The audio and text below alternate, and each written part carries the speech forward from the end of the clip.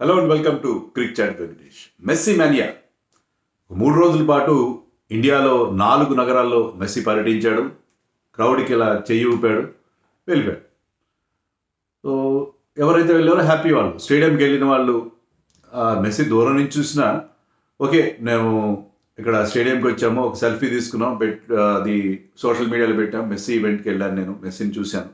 ఎక్కడి నుంచి చూసి అంత దూరం నుంచి చూసి ఎన్ని వందల గజాల దూరం నుంచి చూసాం అనేది పక్కన పెడితే మెస్సీని చూసాం, కాసేపు చూసాం, వచ్చాం. పోనీ మెస్సీ ఏమైనా ఆడాడు గేమ్ ఆడలేదు కదా, జస్ట్ అలా ఫుట్బాల్ తన్నాడు తప్ప గేమ్ ఆడలేదు. సో మెస్సీని చూసేసాం, ఓకే అయిపోయిందని చెప్పి కొంతమంది హ్యాపీ ఫీల్ అవుతున్నారు. అలాగే బాగా డబ్బులు ఉన్న వాళ్ళు, 10 లక్షల రూపాయలు స్పెండ్ చేయగలిగే వాళ్ళు పలక్నమా ప్యాలెస్కి వెళ్ళో లేకపోతే వేరే చోట మీట్ అండ్ గ్రీట్, అతను ఎక్కడెక్కడ ఏ నగరాలకి వెళ్ళి అన్ని చోట్ల పెట్టారు మీట్ అండ్ గ్రీట్. అక్కడికి వెళ్ళి 10 లక్షల రూపాయలు సమర్పించుకుని అతనితో మరో ముగ్గురితో కలిసి సెల్ఫీ కాదు ఫోటో దిగారు, ఆ ఫోటో పెట్టుకుంటారు. అయితే ఇంకొంతమంది ఉన్నారు, కొంతమంది ఏంటంటే తెలివైన వాళ్ళు. ఇప్పుడు మనకి వినాయక వ్రతకల్పంలో చెప్తారు, కుమారస్వామి గణాధిపత్యం కోసం ప్రపంచంలో ఉన్న పుణ్యక్షేత్రాలన్నిటికీ వెళ్ళి తన నెమలి వాహనం మీద అక్కడ వెళ్ళి పుణ్య నదుల్లో స్నానం చేసి వస్తే వినాయకుడు ఏం చేస్తాడంటే జస్ట్ పేరెంట్స్ తన తల్లిదండ్రుల చుట్టూ ప్రదక్షిణాలు చేసి అన్ని ప్రదక్షిణాలు చేస్తాడు. కుమారస్వామి ఎక్కడికి వెళ్ళినా కూడా అతనికి అనిపిస్తాడు. అలాగే కొంతమంది ఏం చేశారంటే ఈ 10 లక్షలు అంతా ఎందుకు, ఏఐని యూజ్ చేసుకుందాం, ఏ ప్రకారం మెస్సీ మన ఇంటికి వచ్చినట్లు, లేకపోతే ఉప్పల్ స్టేడియం ఫోటో వెనకాల పెట్టుకుని బ్యాక్గ్రౌండ్ ఉప్పల్ స్టేడియంలో మెస్సీతో సెల్ఫీ దిగినట్టుగా ఏఐని యూజ్ చేసి పెట్టేస్తున్నారు. ఇప్పుడు చాలా ఈజీ, అది ఎనీ సెలబ్రిటీతో మీరు ఫోటో బ్రహ్మాండంగా అథెంటిక్గా కనిపించే ఫోటో పెట్టుకోవచ్చు. సో మొత్తం మీద మెస్సీ మేనియా ఉంది. కానీ మెస్సీ మేనియా అనేది దీనివల్ల ఏంటి ఉపయోగం? మై క్వశ్చన్, ఈ వీడియోలో ఒక జెన్యున్ స్పోర్ట్ లవర్గా నా క్వశ్చన్ ఏంటంటే, మెస్సీ రాక వల్ల ఏంటి దేశానికి ఒరిగింది, ఏం ఉపయోగం జరిగింది? మొన్న ఒక డిస్కషన్ స్పోర్ట్స్ అదే ఒక టీవీ ఛానల్ డిస్కషన్లో నేను పార్టిసిపేట్ చేశాను. దాంట్లో నేను ఇదే క్వశ్చన్ రైజ్ చేస్తే నాతో పాటు ఉన్న ఒక ప్యానలిస్ట్ ఒక ఆయన ఏమన్నాడంటే, మెస్సీ రావడంతో చాలామంది ఇన్స్పైర్ అయిపోయి వాళ్ళు ఫుట్బాల్ ఆడడం ప్రారంభించేస్తారు, వాళ్ళు తర్వాత వాళ్ళకి ఉద్యోగాలు వస్తాయి, వాళ్ళు ఇదవుతాయి. నాకు చాలా సిల్లీగా అనిపించింది ఆర్గ్యుమెంట్. ఇప్పుడు విరాట్ కోహ్లీ వచ్చి ఏదైనా స్టేడియంలో విరాట్ కోహ్లీ వచ్చి ఇలా చెయ్యి వెళ్ళిపోతే, అదే దగ్గర నుంచి మీరు ఏదైనా ఒక హోటల్లోనో లేకపోతే ఇండోర్ స్టేడియంలో విరాట్ కోహ్లీని చూస్తే అదే రకం. పెద్ద ఓపెన్ స్టేడియంలో మీకు విరాట్ కోహ్లీ వచ్చి చెయ్యి వెళ్ళిపోతే మీరు దానికి ఆ ఈవెంట్కి మీరు ₹1000 ఖర్చు పెట్టి వెళ్తారా? వెళ్ళరు కదా. విరాట్ కోహ్లీ మ్యాచ్ ఆడుతుందంటే వెళ్తారు, to see his famous cover drive, అతని కవర్ డ్రైవ్ చూడడానికి, అతని ఆట చూడడానికి వెళ్తారు. అలా వెళ్తే బాగుంటుంది. కానీ మెస్సీ వచ్చి జస్ట్ 4 షాట్లు అలా కొట్టేసి క్రౌడ్లోకి 2 ఫుట్బాల్లు తన్ని వెళ్ళిపోతే దానివల్ల ఏం ఇన్స్పైర్ అవుతారు నాకు అర్థం కావట్లేదు. ఏ రకంగా ఇన్స్పైర్ అవుతారు? 2011లో మెస్సీ వచ్చాడు ఇండియాకి ఫస్ట్ టైంగా. వచ్చినప్పుడు ఈ played friendly match with Venezuela టీంతో అర్జెంటీనా టీం ఒక ఫ్రెండ్లీ మ్యాచ్ ఆడింది. దాంట్లో we have seen his skill, అతను ఎలా ఆడతాడు. అంటే ఫ్రెండ్లీ మ్యాచ్ కాబట్టి ఫుల్ స్వింగ్లో ఆడకపోయినా మెస్సీని వాచింగ్ హిమ్ ప్లే రియల్గా అతను ఆడుతున్న తీరు చూస్తే అప్పుడు ఇన్స్పిరేషన్ వస్తుంది. మెస్సీని మేము చూసాం, I saw Messi play, I saw Virat Kohli play cover drive, లేదా I saw Virat Kohli play straight drive. అలాంటి ఫీలింగ్ ఉంటుంది. అతని ఫేమస్ విప్ షాట్ ఉంటుంది కదా to the square leg region. So అది చూశానని ఒక ఫీలింగ్ ఉంటుంది. అలా కాకుండా మీరు కేవలం వచ్చి అతను చెయ్యి వెళ్ళిపోతే ఏదో ర్యామ్ షోలో నడిచినట్టుగా, దానివల్ల ఏంటి ఉపయోగం నాకు అర్థం కాదు. వీళ్ళు యాక్చువల్గా ఫుట్బాలర్స్ ఎవరు కాంపిటేటివ్ మ్యాచెస్ కాకుండా వేరే మ్యాచ్ల్లో ఆడరు.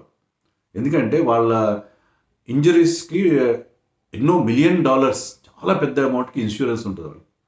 ఆ ఇన్సూరెన్స్ దేనికి అప్లై అవుతుంది? కాంపిటేటివ్ మ్యాచెస్కి అప్లై అవుతుంది. అలా కాకుండా ఇలా వచ్చి హైదరాబాద్లోనో ముంబైలోనో ఒక సరదాగా ఒక ఎగ్జిబిషన్ మ్యాచ్ ఆడితే దాంట్లో గాయపడితే వాళ్ళకి ఇన్సూరెన్స్ కవర్ కాదు. సో అందుకని వాళ్ళు ఇలాంటి చోట్ల మ్యాచ్లు ఆడరు. అది క్లియర్. కానీ ఎలాంటి ప్రచారం చేశారు? రేవంత్ రెడ్డి మెస్సీ కలిసి మ్యాచ్ ఆడతారు అని చెప్తే అందరూ ₹1,000 పెట్టి టికెట్లు పెట్టి కొనుక్కుని వెళ్ళారు. అక్కడ ఏం చేశాడు మెస్సీ? 4 సార్లు ఇట్లా షాట్ కొట్టాడు, ఊరికి స్టేడియం చుట్టూ తిరిగాడు. ఆ స్టేడియం చుట్టూ కూడా ఎందుకు తిరిగాడంటే హైదరాబాద్లో, బికాజ్ అంతకుముందు అదే రోజు మార్నింగ్ కోల్కతా సాల్ట్ లేక్ స్టేడియంలో పెద్ద రసాభాస అయింది అతను. ఎందుకంటే పొలిటీషియన్స్ అందరూ అతను చుట్టుముట్టారు. అక్కడ హైదరాబాద్ లాంటి ఇవన్నీ జరగాల్సింది మార్నింగ్ టైంలో. చాలా పెద్ద ఎత్తున వస్తారు అక్కడ. అక్కడ నేపాల్ నుంచి, భూటాన్ నుంచి కూడా వచ్చారు. ఎక్కడెక్కడి నుంచో వచ్చారు మెస్సీ నుంచి. కానీ ఆ రీజియన్‌లో మీకు ఫుట్‌బాల్‌కి విపరీతమైన క్రేజ్ ఉంది కాబట్టి వచ్చారు. వాళ్ళందరూ వచ్చి ఉంటే అక్కడ ఒక ఒక 50 మంది ఉన్నారు అక్కడ. 50 మంది ఉన్నారు. మెస్సీ అక్కడ కనపట్లేదు వాళ్ళకి. కొంత దూరం తిరిగాడు, కొంత అసలు మెస్సీని చూడడం కోసం వాళ్ళు అంత దూరం వస్తే Messi they could not have a glimpse of Messi. ఎందుకంటే పొలిటీషియన్స్, పోలీస్ వీళ్ళందరూ వాళ్ళు సెల్ఫీలు తీసుకుంటూ దేర్ ఇస్ నో కంట్రోల్. దాంతో ఏంటంటే వాళ్ళ ఆగ్రహావేశాలతో మొత్తం స్టేడియం అంతా అన్ని ఎరగొట్టి, కుర్చీలు విసిరిగొట్టి, బాటిల్స్ విసిరిగొట్టి నానా హంగామా సృష్టించారు.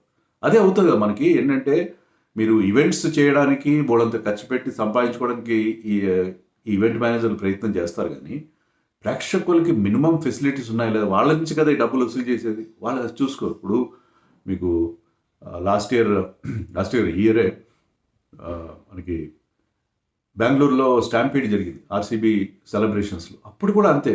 అంటే ఆ ఈవెంట్ కండక్ట్ చేయడానికి ఇష్టపడతారు కానీ దాంట్లో మినిమం ప్రికాషన్స్ తీసుకోరు. ఇక్కడ కూడా ఏంటంటే మన ప్రేక్షకులు ఇంత డబ్బులు పెట్టి వస్తున్నారు, వాళ్ళకి మెస్సీ కనీసం వాళ్ళకి కాసేపు అక్కడ గ్రౌండ్లో స్పెండ్ చేయాలి. వాళ్ళందరికీ అందరూ అన్ని వైపులా ఇటు సైడ్ ఉన్న వాళ్ళు అటు సైడ్ ఉన్న అందరూ కూడా కాస్త దగ్గర నుంచి చూసే అవకాశం ఉండాలి. అలాంటిది ఏమో పట్టించుకోరు. ఇచ్చారు కదా, డబ్బులు ఇచ్చారు కదా అని చెప్పి.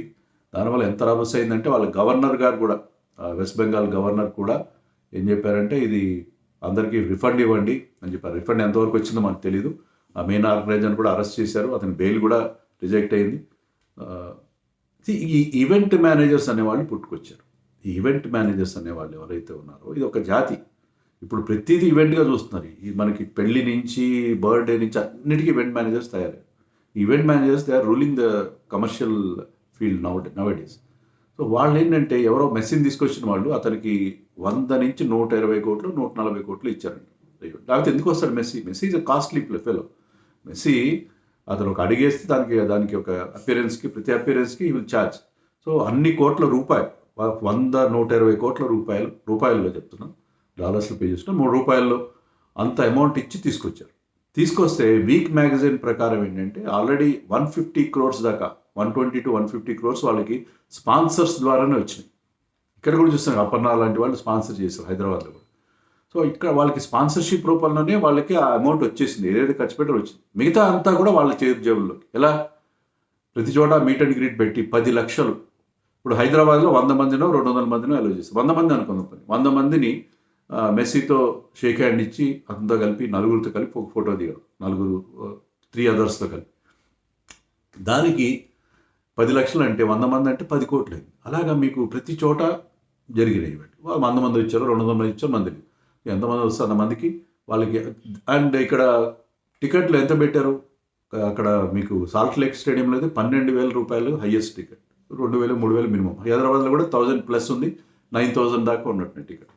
స్టేడియం అందుకే నిండలేదు, ఎందుకంటే అంత క్రేజ్ లేదు హైదరాబాద్లో. హైదరాబాద్ ఈవెంట్ ఎందుకు జరిగిందంటే కొచ్చిలోనో ఎక్కడో క్యాన్సిల్ అయింది. మన కేరళలో జరగాల్సిన ఈవెంట్ క్యాన్సిల్ అయింది. బికాజ్ అక్కడ స్పాన్సర్స్కి వీళ్ళకి ఏదో ఇష్యూ, డబ్బులు పంచుకోవడంలో తేడా వచ్చింది, వాళ్ళు అనుకున్నట్టుగా రాలేదు. అందుకని అక్కడ క్యాన్సిల్ అయితే హైదరాబాద్కి అవకాశం వచ్చింది. హైదరాబాద్లో జరిగింది, ఢిల్లీలో, ముంబైలో, కోల్కతాలో చాలా రభస జరిగింది. దాని మీద ఇప్పటికీ గొడవతోనే ఉంది. దానికి ఒక పొలిటికల్ టర్న్ కూడా తీసుకున్నారు. అక్కడ ఎలక్షన్స్ ఉన్నాయి కదా దగ్గరలో. సో అది వేరే విషయం. సో ఎక్కడైనా ఏంటంటే ఇప్పుడు I'm not blaming Telangana government కానీ ఎవరిని కానీ బ్లేమ్ చేయట్లేదు. ఈ ఈవెంట్ వల్ల ఏంటి ఉపయోగం అది నేను అంటున్నాను కాదు. నేను ఆల్రెడీ ట్విట్టర్లో ఇదే పెట్టాను. ఇలా ఈవెంట్ వల్ల పెట్టే ఖర్చు మీరు స్పోర్ట్స్ ఇన్ఫ్రాస్ట్రక్చర్ డెవలప్ చేయడానికి పెడితే బాగుంటుంది కదా. అంటే నా మీద చాలామంది విరుచుకుపడ్డారు. దాంట్లో ఎక్కువ మంది పొలిటికల్ పార్టీస్, సోషల్ మీడియా వాళ్ళు కావచ్చు, ఎవరో కావచ్చు, మొత్తం మీద నీకేం తెలుసు, ప్రైవేట్ ఈవెంట్, దీంట్లో ప్రభుత్వానికి ఏం సంబంధం అని చెప్పి ట్రోలింగ్ చేయడం మొదలుపెట్టారు. నేను అది పట్టించుకొని చూడడం కూడా మానేసాను. నాకు అర్థమైంది ఇదేదో ఎజెండాతో జరుగుతుందని చెప్పి. నేను అనేది ఏంటంటే ఎందుకు ఒకవేళ రాష్ట్ర ప్రభుత్వాలు ఏ రకంగా ఇన్వాల్వ్ కాకపోతే వాళ్ళకి ఎందుకు సీఎంని ప్రతి చోట సీఎంలు ఎందుకు పిలిచి అతని చేత అంత వాళ్ళకి అంత పొలిటీషియన్స్ హైజాక్ చేస్తారు ఈవెంట్స్. మనకు తెలుసు కదా, పొలిటీషియన్స్ వాళ్ళని ప్రొజెక్ట్ చేసుకోవడానికి ట్రై చేస్తారు. సో ఎందుకు చేస్తారు? రాష్ట్ర ప్రభుత్వాలు ఖచ్చితంగా ఖర్చు పెడతాయి. ఖర్చు పెట్టకుండా ఎలా అవుతుంది? ఇప్పుడు ఫార్ములా ఈ రేస్ ఏదో జరిగింది హైదరాబాద్లో గత ప్రభుత్వం అప్పుడు. దానికి అది కూడా ప్రైవేట్ ఈవెంటే. దానికి ప్రభుత్వం మనీ రిలీజ్ చేసింది కదా, దాని మీద ఇప్పుడు కేసులు నడుస్తున్నాయి కదా. సో ఇప్పుడు వీళ్ళు చెప్పట్లేదు. ఇప్పుడు రాష్ట్ర ప్రభుత్వం, మన తెలంగాణ రాష్ట్ర ప్రభుత్వం కానీ, ముంబై కానీ, ఢిల్లీ కానీ, కోల్కతా కానీ ఎవరు చెప్పట్లేదు. వేరు వేరు ప్రభుత్వాలు ఉన్నాయి. అక్కడ తృణమూల్ ప్రభుత్వం ఉంది, బీజేపీ ప్రభుత్వం ఉన్న చోట్ల ఉంది, ఇక్కడ కాంగ్రెస్ ప్రభుత్వం ఉంది. వాళ్ళు ఖచ్చితంగా లేకపోతే ఆయా రాష్ట్రాల ముఖ్యమంత్రులు ఎందుకు వస్తారు, ఎందుకు వచ్చి వాళ్ళని ఎందుకు అలాగే రాహుల్ గాంధీని ఢిల్లీ నుంచి మరి రప్పించి మరి ఎందుకు దాంట్లో పార్టిసిపేట్ చేయనిస్తారు ఆర్గనైజర్స్, వాళ్ళ నుంచి వీళ్ళు రాష్ట్ర ప్రభుత్వం నుంచి అలాంటి బెనిఫిట్ పొందకపోతే. సో మన ట్యాక్స్ పేయర్స్ మనీ పోతుంది దీంట్లో, ట్యాక్స్ పేయర్స్ మనీ పోతుంది. సో నేను అలా ట్వీట్ చేస్తే నా మీద విరుచుపడుతున్నారు చాలామంది. మరి అభినవ్ బింద్రా లేటెస్ట్గా ట్వీట్ పెట్టారు. అభినవ్ బింద్రా ఇది first Indian individual gold medal గెలిచిన మొట్టమొదటి భారతీయుడు, మనందరికీ గర్వకారణమైన స్పోర్ట్స్ పర్సన్, షూటర్. అతను పెట్టాడు ఇదే ఆవేదన అతను వ్యక్తం చేశాడు. ఏంటి ఈవెంట్ వల్ల మెస్సీ నాకు చాలా గౌరవం ఉంది, కానీ మెస్సీ రావడం మంచిదే, కానీ ఈ ఖర్చు ఇన్ని మిలియన్స్ ఖర్చు పెడుతున్నారు, అతను కలవడం కోసం మీరు ఎంత అమౌంట్లు పెడుతున్నారు, దాని నుంచి మన స్పోర్ట్స్కి ఏమొస్తుంది, మినిమం సదుపాయాలు లేవు, కామన్ మినిమం ఫెసిలిటీస్ లేవు అని చెప్పి అతను ఆవేదన వ్యక్తం చేశాడు. నేను కూడా చెప్పేది అదే, మినిమం ఫెసిలిటీస్ లేవు మనకి, నెగ్లెక్టెడ్, టోటలీ నెగ్లెక్టెడ్. సో మీరు అభినవ్ బింద్రాని కూడా ట్రోల్ చేయండి. నన్ను ట్రోల్ చేస్తే అన్నారు నువ్వు క్రికెట్ వీడియోలు చేస్తావు, మీరు చేయండి. నా channel cricket channel, crick chat అని పెట్టుకున్నాను నేను ఫుట్బాల్ చాట్ అని పెట్టుకోలేదు, సాకర్ చాట్ అని పెట్టుకోలేదు. క్రికెట్ ఛానల్ క్రికెట్ వీడియోలు చేస్తాను, ఫుట్బాల్ వీడియోలు ఎందుకు చేయట్లేదు నన్ను కొంతమంది క్వశ్చన్ చేస్తాను. సో నా ఛానల్ క్రికెట్ వీడియోలు చేస్తాను, నేను వేరే వీడియోలు ఎప్పుడైనా చేస్తాను ఏదైనా ఇంపార్టెంట్ ఈవెంట్ జరిగితే. కానీ ఇప్పుడు దీనివల్ల సో అది అభినవ్ బింద్రా కూడా ఇదే క్వశ్చన్ రైజ్ చేశాడు. ఇప్పుడు మీకు ఫుట్బాల్లో ఇండియా ఇప్పుడు ర్యాంక్ ఎంత ఉంది తెలుసా, 142 ఉంది. సో మెస్సీ రావడంతో 142 నుంచి మనం ముందుకు వచ్చేస్తామా? ఒకప్పుడు 100 లోపలికి వచ్చాం, కానీ ఇప్పుడు మళ్ళీ చాలా దారుణం. 142 ప్రపంచ ర్యాంకింగ్, 142 చాలా అట్టడుగున ఉన్నాం మనం. చిన్న బంగ్లాదేశ్తో కూడా ఓడిపోతున్నాం మనం ఇటీవల కాలంలో. చిన్న సింగపూర్తో కూడా ఓడిపోయినట్టున్నారు ఈ మధ్య మన నేషనల్ టీం. సో ఇలాంటి దారుణమైన పరిస్థితి మనకి. ఐఎస్ఎల్ అని ఒక football league, Indian super league అని జరిగేది, నేను కామెంటరీ కూడా చేశాను ఒక 2 సీజన్. దానికి రిలయన్స్ వాళ్ళు దాన్ని 10 ఏళ్ల పాటు నడిపించారు, కానీ చాలా నష్టాలు వస్తుంటే వాళ్ళు కూడా చేతులు ఎత్తేసారు. రిలయన్స్ వాళ్ళ ఫెసిలిటీలోనే మాకు అకామిడేషన్ కూడా ఇచ్చేవారు. సో రిలయన్స్ వాళ్ళని అప్రిషియేట్ చేయాలి, they try to revive Indian football. కానీ ఇప్పుడు Indian football India ISL league కంప్లీట్గా ఆగిపోయింది, ఎందుకంటే అక్కడ ఆల్ ఇండియా ఫుట్బాల్ ఫెడరేషన్లో పాలిటిక్స్ ఉన్నాయి, స్పాన్సర్స్ లేకపోవడం. ఈవెన్ ఐ లీగ్ అని చెప్పి 2nd డివిజన్ ఫుట్బాల్ లీగ్ కూడా జరిగే పరిస్థితి కనపట్లేదు. అంత దారుణమైన పరిస్థితిలో మన ఇండియన్ ఫుట్బాల్. స్టేడియంలు లేవు సరిగ్గా. మీరు అక్కడ గచ్చిబౌలి స్టేడియంలో అక్కడ మొత్తం అది మెయింటెనెన్స్ లేక దారుణంగా ఉంది. ఇవన్నిటికీ ఖర్చు పెట్టకుండా ట్యాక్స్ పేయర్స్ మనీ దీనికి ఖర్చు పెట్టారు. ఎంత ఖర్చు పెట్టారో తర్వాత వస్తుంది, లెక్క వస్తుంది. ఇప్పుడైతే ఎందుకంటే క్రిటిసిజం వచ్చింది కాబట్టి ఇది ప్రైవేట్ ఈవెంట్, అది మాకు సంబంధం లేదని చేతులు దులిపేసుకుంటున్నారు అన్ని రాష్ట్ర ప్రభుత్వాలు. రాజకీయ నాయకులు వాళ్ళు ఎందుకంటే ఇప్పుడు మనం ఉప్పల్ స్టేడియంలో చూసాం, రాహుల్ గాంధీకి రేవంత్ రెడ్డికి కూడా ఫుట్బాల్ జెర్సీలు వేసి మెస్సీతో పాటు ఫోటోలు పెట్టి అక్కడ పెద్ద హోర్డింగ్స్ పెట్టారు. అలాగే మీకు అక్కడ మహారాష్ట్రలో వాళ్ళ ముఖ్యమంత్రి ఫడ్నవీస్ ఏం చేశాడంటే అతన్ని మాట్లాడమని చెప్పి యాంకర్ మైక్ ఇస్తే he was booed by the crowd. ఎందుకంటే వాళ్ళు మెసేజ్ చూడడానికి వచ్చారు, ముఖ్యమంత్రి సందేశం విన్నాక. పొలిటీషియన్స్ హైజాక్ చేస్తారు కదా. అతను నమస్కార్ ముంబై అనగానే వాళ్ళందరూ అని వచ్చారు, చేశారు, అతన్ని విక్రించగానే అతను ఏం చేయలేదు, అతను ఒక మంచి రిలీజియస్ కార్డ్ వాడుతుంది, గణపతి బొప్ప అన్నాడు, అంతే మోరియా అంటారు కదా, ఇంకా దానివల్ల దాన్ని కవర్ చేసి తెలివైన. సో అలాగే అక్కడ వీళ్ళు ఫిల్మ్ స్టార్స్ కూడా వచ్చినట్టున్నారు, టైగర్ ష్రాఫ్, అజయ్ దేవ్గన్, మొత్తం మీద కరీనా కపూర్, వాళ్ళని కూడా బోయింగ్ చేశారు. ఎందుకంటే those who have come to see Messi, వీళ్ళందరూ ఎప్పుడు ఉండేవాళ్ళే. సో పొలిటీషియన్స్ హైజాక్ చేస్తారు. అది మీకు అన్ని చోట్ల జరిగింది, ఢిల్లీలో మన జైషా గారు కూడా వెళ్ళి అతనికి ఏదో వరల్డ్ కప్కి రమ్మని ఇన్విటేషన్ ఇచ్చాడు, మన T20 వరల్డ్ కప్. సో ఈ పొలిటీషియన్స్ ఇప్పుడు హైదరాబాద్లో కూడా ఎక్కువసేపు మెస్సీ ఉన్నాడంటే, ఎక్కువసేపు ఉండి కాస్త టైం స్పెండ్ చేశాడంటే, కోల్కతాలో మార్నింగ్ అంత గొడవ జరిగింది కాబట్టి ఇక్కడ ఎక్కువసేపు దాదాపు ఒక 20 మినిట్స్ 30 మినిట్స్ స్టేడియంలో ఉండి అందరికీ అన్ని వైపులా చుట్టూ స్టేడియం తిరిగి అందరికీ చెయ్యి ఊపి వెళ్ళాడు. కానీ మార్నింగ్ కోల్కతాలో జరగకపోతే అంతసేపు ఉండేవాడు కదా, జస్ట్ అలా తలుకుమని తెలిసి మెరిసి వెళ్ళిపోయాడు. సో వీళ్ళు చెట్టు పేరు చెప్పి కాయలు అమ్ముకున్నాడు. ఆల్రెడీ ఒక షార్ట్ వీడియో కూడా చేశాను. 10 లక్షలకి ఒక కుటుంబం బతుకుతుంది. 10 లక్షల రూపాయలు ఇస్తే ఒక కుటుంబం బతుకుతుంది. పోనీ ఈ ఆర్గనైజర్స్ నుంచి వచ్చిన లాభాల్లో ఏమన్నా ఒక కొంత పర్సంటేజ్ అయినా ఇండియన్ ఫుట్బాల్ డెవలప్మెంట్కి వాడుకుంటున్నారా? లేదు కదా. అలాంటి షరతు పెట్టారో అసలు ఎవరైతే పర్మిషన్ ఇచ్చారో, సెంట్రల్ గవర్నమెంట్ పర్మిషన్ ఇస్తుంది ఈ విజిట్కి. సో అలాంటిది ఏమైనా క్లాస్ పెట్టారా? What Indian football or Indian sports in general is going to get out of it? That is my question. అదే నా ప్రశ్న. ఏమొచ్చింది, ఏం మనం సాధించాం?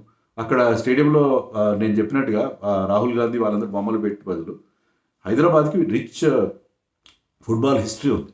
ఎస్ఏ రహీం అనే కోచ్ మనని 1950s మెల్బోర్న్ 1956 ఒలింపిక్స్లో మనకి సెమీఫైనల్ దాకా తీసుకెళ్ళాడు. అతను ఎంత గ్రేట్. అతని మీద సినిమా కూడా వచ్చింది. అజయ్ దేవగన్ హీరోగా మైదాన్ అనే సినిమా వచ్చింది. Great coach.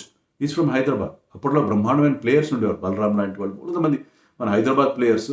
వాళ్ళు సిటీ పోలీస్ అనే మంచి టీం ఉండేది. వాళ్ళు అన్ని టైటిల్స్ వాళ్ళే గెలిచేవారు. అద్భుతమైన టీం ఉండేది. హైదరాబాద్లో బాగుంది. రిచ్ హిస్టరీ ఉంది. కానీ అక్కడ వాళ్ళ ఫోటోలు ఎవరిని పెట్టారు? రాహుల్ గాంధీ ఫోటోలు పెట్టారు తప్ప వీళ్ళ ఫోటోలు పెట్టారు. ఫుట్బాల్లో ఫోటోస్ పెట్టారా? అది సెలబ్రేట్ చేసుకునే పరిస్థితి కదా. మన హైదరాబాద్ ఫుట్బాల్ని ఒకసారి చరిత్రను గుర్తు చేసుకునే అవకాశం కదా మీకు ఉప్పల్ స్టేడియంలో. కానీ అక్కడ ఆ ఫోటోలు పెట్టలేదు. సో ఇది నేను నా ఒక జెన్యున్ స్పోర్ట్స్ లవర్గా నేను చెప్పేది ఏంటంటే, మెస్సీ రావడం అనేది వాళ్ళ ఈవెంట్ మేనేజర్స్ బాగుపడ్డారు తప్ప ఇండియన్ స్పోర్ట్స్కి ఇండియన్ ఫుట్బాల్కి జరిగిన మేలు శూన్యం. నా అభిప్రాయంతో మీరు ఏకీభవించకపోతే కామెంట్స్లో let us have a civilised discussion. దాంట్లో మళ్ళీ ట్రోలర్స్ రావాల్సిన అవసరం లేదు. ట్రోలర్స్ వస్తే నేను కామెంట్స్ బంద్ చేస్తాను. బట్ నా ఆవేదనను మీతో పంచుకునే ప్రయత్నం చేస్తాను.